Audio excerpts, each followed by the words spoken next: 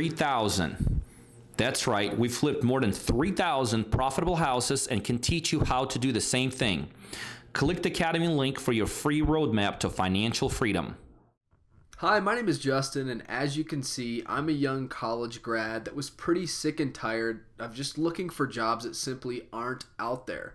So instead of working at Wendy's flipping burgers, I decided to put my energy into flipping houses for a living instead. But guess what? I had a decent bit of savings, but no clue what it takes to do this biz.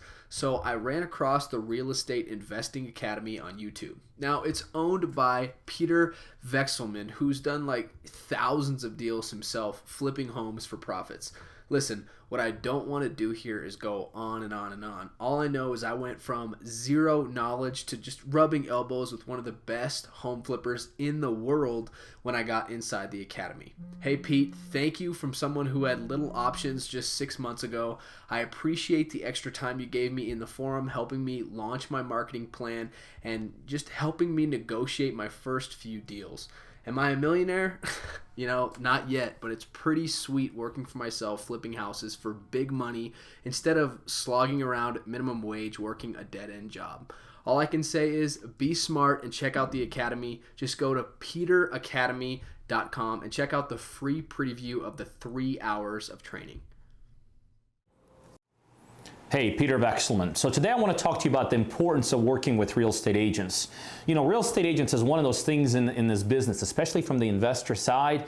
It seems like everybody's got an extreme feeling about it. Some investors absolutely do not work with agents on the acquisition side, on the sales side, but then there's some investors that are over here that exclusively work with agents.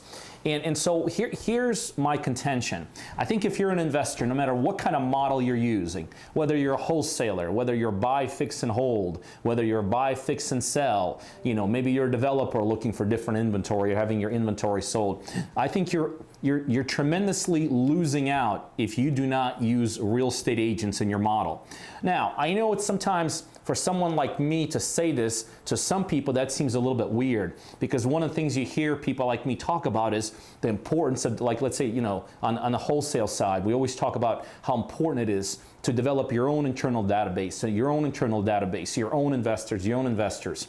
But my contention is this: what realtors have that blows away that anything we could possibly do internally as investors is they have the ability to expose our inventory on the sales side to way more people. I don't care how big your internal database is. Now, does that mean you cannot, let's say, wholesale or sell your own properties without having internal investors or internal buyers? No, I think you can. All I'm saying is that realtors will give it a lot more exposure.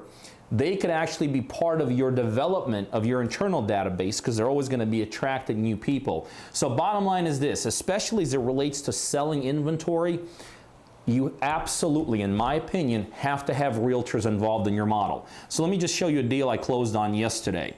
And this is a deal on Fifth Avenue. I bought it for $40,000 and the exact same day sold it for $62,000. Now, here's the thing. I sold it utilizing one of our own internal real estate agents, and we sold it through MLS, okay? Again, here's the thing. If we would have sold it through one of my non-licensed agent, if he would have wholesaled it, let's say, to a local investor or an investor anywhere in the United States or the world, number one, we would have probably had to sell it at a smaller price. I could just tell you from doing this for many years, realtors almost exclusively, almost 100% of the time, will be able to give you more profits on your sales than if you're going to your internal database. So they're making more money for you. They have the ability to move just as much inventory. Interestingly enough, the agent that sold this deal, Kimberly, she actually sold 3 properties for me just last week alone. So the other thing is that a lot of times people think, well, agents, they could be just like a sideline thing, or they could be just in addition to what you're doing. Reality is absolutely not. She's actually becoming one of my top, I think as we speak, as I'm doing this video today, in the last 3-week running span, she's my top salesperson of my own inventory. So Utilizing realtors. Do you do it? Do you not do it? Obviously today I focused on the disposition side. I didn't focus as much on the acquisition side. I'm going to talk about that in my upcoming videos about how to use realtors on the acquisition side, but definitely on the disposition side, the sales side, whether you're a wholesaler, whether you're a retail seller, whether you have inventory that you've been holding on to like rental properties and you want to sell them. In my opinion, as much as I'm still a huge proponent of developing your internal database of investors, you absolutely have to have agents, realtors involved in terms of selling your inventory for one very basic reason. They have the ability to expose it to a lot more individuals all over the world than you, and I don't care who you are, have the ability to expose it internally. Now, I will tell you this, it absolutely has to be the right realtors. What we don't have here is a free-for-all. You know, one property goes to one agent, another property goes to this, you know, and then this property goes to random agents, and the next thing you know, you got 20 properties listed with 20 random agents. No, you absolutely need to find the right agent that understands whatever model you're in. Maybe it's a retail model, they have to understand the retail model. If you're a renter, they have to understand the renter model and how to sell those. If you're a wholesaler, they have to understand the wholesaler and how to work with investors. But if you have the right agents involved with the right infrastructure behind them to move your inventory, it is an absolutely no-brainer. Where do you fall in the spectrum? Don't use agents or 100% need to use agents? I'm right here. 100% you have to use agents. They're absolutely worth their weight in gold when you find the right ones. Hey, Peter Vekselman. So today, actually, I got Willie here. Willie's been with me for about 5 months now, he's picking up three commission checks here. Thank you. Just for this week alone. He sold 3 of my properties. And the reason I want to do this video, and I kind of told you a little bit ahead of time, I just want, for people that are maybe wholesaling their own deals, maybe they have a Willie in their life that's wholesaling deals for them. Kind of in your own words, what do you do on a daily basis to be successful on a back-end wholesaler? Tell me about kind of how your days goes and what you think are important things. Okay. Well, your day basically revolves around you trying to locate buyers. And you can use social media, you can talk to old friends, accountants, insurance salesmen, anybody that's going to deal with people that are buying properties for investment purposes, and also anybody that simply wants to be an investor. Who wants to be an investor? Because you don't need money to do it, you can use hard money. So it's just talking to everybody you can, ask them if they got extra cash, or ask them if they are an entrepreneur, and getting up a database. And then when a property comes in, it truly is a matter of simply calling them up and saying, hey, I got the property you're looking for, and you match them up. That property came in this morning on Morningside in Marietta. It came in, I saw it, I made 2 phone calls, I got 2 contracts out on it.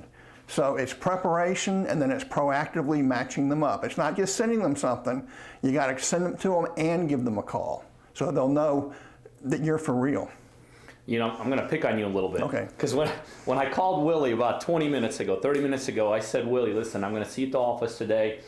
I know you're going to pick up some checks. I wanted you to do me a favor. I want you to knock out a video with me. And the phone went silent. And I'm like, Willie? What's going on? And then what he said, I'm not sure what to say, right? That's right. That's exactly how it went. I said, Willie, it's the basics, right? And just talk about what you do in the basics. And it's 3 things, and it's really what you just talked about right now.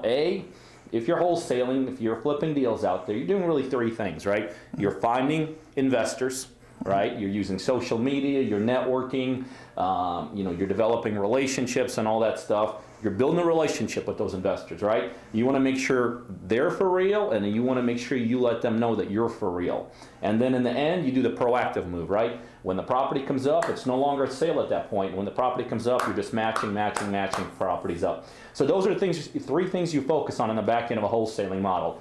Developing your databases of investors, building out relationships with these investors, and then all you're doing is being proactive and matching up the properties to these investors.